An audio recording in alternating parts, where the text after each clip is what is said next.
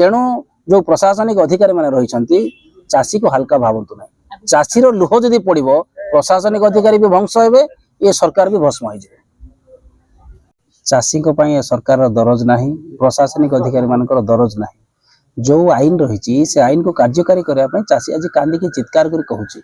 तेणु जिते चाषी चित्कार कर निजर लुह बुहाई झाड़ बुहाई चाष कर धान बिकवाई लुह बुहाई आसी प्रशासनिक अधिकारी पाखे आसी कांदिबा कोउटना कोउटी गोटे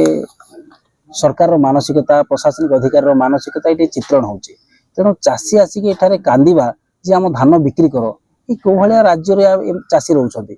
चाष कले लोक खुशी हवा कथा जी अमल कली मोर चाष सरकार किणिकी नेब मु किसी लाभवान भी धार करज बुड़ी चाषी चिंतार जी अमल हवा कथा से अमल हो ना बर्तमान चाषी भाई मान कहवा अनुसार तेलेंगिरी प्रोजेक्टर पानी बर्तमान छड़ा जाइए जो कि 3000 रु ऊर्ध्व 3 लाख माने क्विंटाल रु अधिक धान बर्तमान अमल होती वर्ष ताकू आखि आगे रखी सरकार चिंता करने कथा जिला प्रशासन चिंता करने कथा कौन सी गुणात्मक चिंता न करी जहाँ रही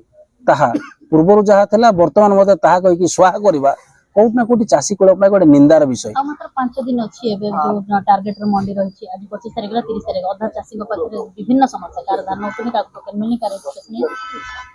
सरकार जेतिकी परिमाण रे सरकारी अधिकारी रही चाषी मानकर समस्या को समाधान करने गुरुत्व देवा कथा से भाया गुरुत्व से दे ना जेहेतु चाषी को गोटे हल्का ढंग से नौकरी एवं चाषी को गोटे संपूर्ण